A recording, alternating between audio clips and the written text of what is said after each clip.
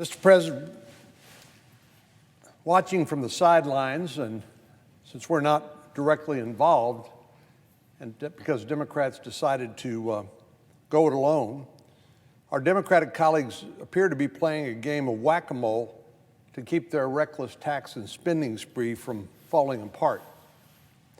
After months and months of intra-party negotiating, again, talking among themselves, not to us, they hit the gas pedal last week when they knew that President Biden was going to the UN Climate Summit in Glasgow, Scotland, and they wanted to give him something that he could actually deliver on.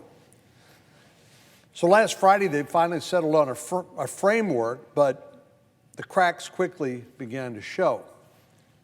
We don't even have a price tag on this proposal, but some have estimated its cost at $1.75 trillion, an absolutely staggering amount of money.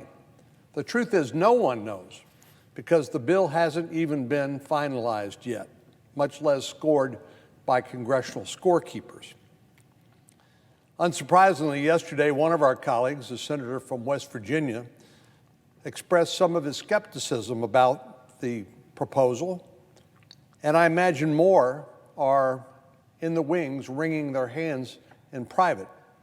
After all, this bill spends trillions of dollars on radical priorities that are out of step with where most Americans are. Expanded health care subsidies, handouts for labor unions, government-funded child care, and an all-out attack on American-made affordable energy. On Friday, the president touted the $555 billion this agreement would put forward to support clean energy efforts. But these, upon further inspection, are mainly subsidies, taxpayer subsidies for corporations and the well-off. I'm reminded of France's Yellow Jacket protests a few years ago. In 2018, hundreds of thousands of demonstrators took to the streets in Paris to protect a hike in gas taxes. At the time, President Macron said the increase was critical to pushing the French people to buy cleaner vehicles. But for most hard-working families, pricey electric vehicles simply were not and are not an option. The Yellow Jackets felt disenfranchised by the urban elite, saying leaders were talking about the end of the world while they were worried about the end of the month. Sounds pretty familiar.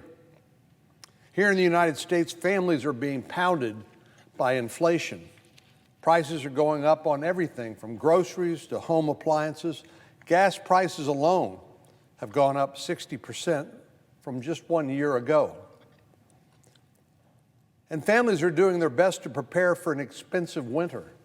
Energy bills are expected to soar by as much as 54%. Despite the serious financial strain families are feeling, our Democratic colleagues are pushing policies that will drive up those costs even more. But here's the real kicker. Often, under these proposed policies, the wealthiest of Americans will stand to benefit the most on the back of hardworking American families. One of the most clear-cut examples is the aggressive push toward subsidizing electric vehicles, which are among the most expensive cars on the market. Now, with 280 million cars on the road, only 2% of which are electric vehicles, this will not benefit most hardworking American families. It will benefit those who can afford these expensive vehicles, and the cherry on the top is the up to $12,500 taxpayer subsidy that will help those wealthy Americans buy these expensive vehicles that are out of reach for most hardworking families. Well, it doesn't matter if the vehicle is completely or substantially made in China, for example, or if the buyer makes hundreds of thousands of dollars a year. They're still eligible for the tax credit.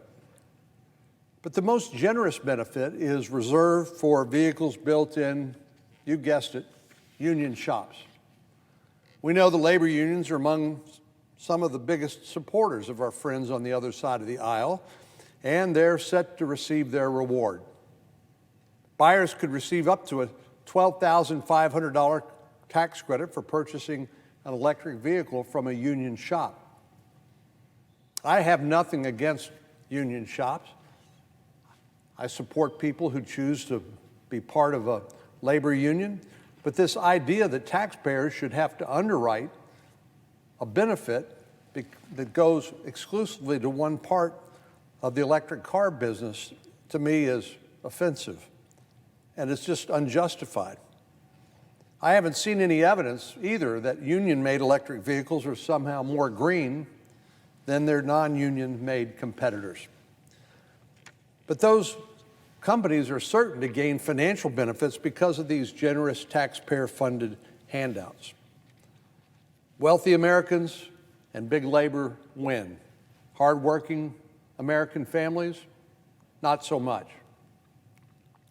Then there's a long list of government handouts to make homes more energy efficient.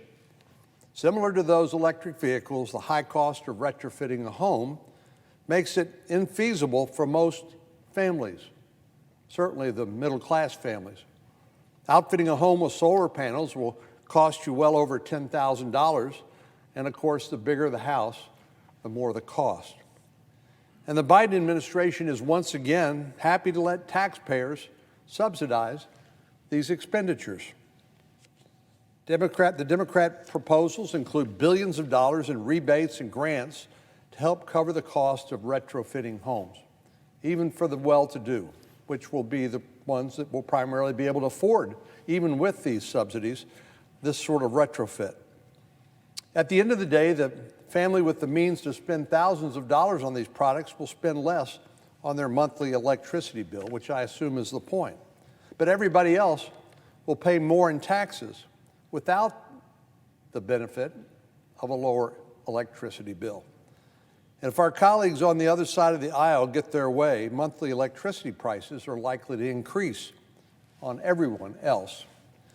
As I mentioned, gas prices are up significantly from last year.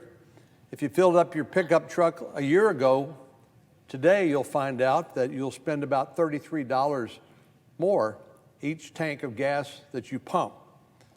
And energy prices for homes this winter are expected to go up as much as 54%. These are incredible numbers. This is what happens when you throw so much money at limited goods and services. The prices go up, inflation goes up, which is a silent tax on people who must pay for these goods and services and have nowhere else to turn.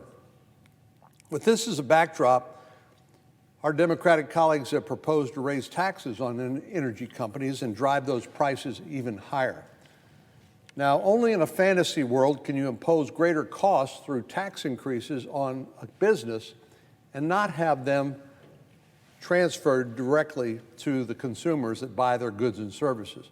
They're going to be passed along to people who pay for these goods and services. This bill will include a new methane tax, which would require oil and gas producers to pay hefty fees if they emit more methane than the government allows. Natural gas accounts for 40% of our electricity, double the amount as renewable sources. Hitting those companies with a methane fee and other proposed tax hikes isn't going to change the fact that we need natural gas to keep the lights on. And by the way, we need natural gas in order to produce the electricity that you use to charge your electric vehicle with. And as we hope to move to cleaner forms of energy, obviously coal being the one that most of us believe commits the most emissions, moving to natural gas just makes sense. And as a matter of fact, the United States has reduced our emissions not by banning any access to any particular energy source, but by producing more natural gas. If we need an example of what a natural gas shortage in America would look like, just take a look at Europe. A supply shortage has caused electricity prices in Europe to skyrocket, plus the fact that they have banned the use of coal and even nuclear power, which is emissions-free, but after the Fukushima nuclear meltdown and the tsunami that followed, Europe basically decided to hang up on any additional nuclear production. So natural gas prices, which are going to sustain the greatest demand, will go up about 600% since the start of the year they have. The situation is so dire that utility companies have switched from natural gas and now begin to burn coal and fuel oil because they simply don't have access to enough natural gas. This is a problem with the push to quickly move away from fossil fuels before we're ready to transition into other types of energy sources, and when you punish the producers of that affordable energy. Renewables, as laudable as they are, and in Texas we are an all of the above state. We produce more electricity from wind turbines than any other state in the nation. But renewables don't come close to generating enough energy to power our world. If the U.S. and our allies scale back production to pursue arbitrary emission benchmarks, that leaves the world turning to countries like Russia, an organization like OPEC, led by Saudi Arabia, to provide that energy. So it's no wonder that Russia is a no-show from the UN Climate Summit. They're actually the ones that will stand to benefit the most if other countries eliminate fossil fuels from their fuel mix, because other countries around the world will have no choice but to buy more and more Russian energy. In his remarks yesterday, President Biden said we should view the current price volatility as a call to action rather than a reason to back off our clean energy goals. Well, I disagree. Families are being pummeled by high prices across the board. We don't need to increase that burden by driving up costs or potentially adding an energy crisis to the mix. As I said, Texas has always been a proud supporter of the all-of-the-above energy strategy. We're often recognized for the might of our oil and gas sector, but a lot of folks don't know, as I said, that Texas is a leader in wind energy. Well, we produce about 1/4 of all the wind energy in the United States. If we were a country, it would be the 5th largest wind energy producer in the world. And we don't plan on stopping there. We're also making serious strides in energy innovation through cutting-edge carbon capture and storage projects. Texas is proof positive that we can strike a balance between conservation, productivity, and economic power. And you can embrace low-emission energy sources without hammering the middle class. But those are not the type of proposals we see from the tax and spending spree bill now pending before the House of Representatives. This bill would simply drive up costs for hardworking American families, hurt our energy independence, and benefit our adversaries. This may impress President Biden's peers in Glasgow, but it's sure to fall flat with the American people. Mr. President, I yield the floor, and I would note the absence of a quorum.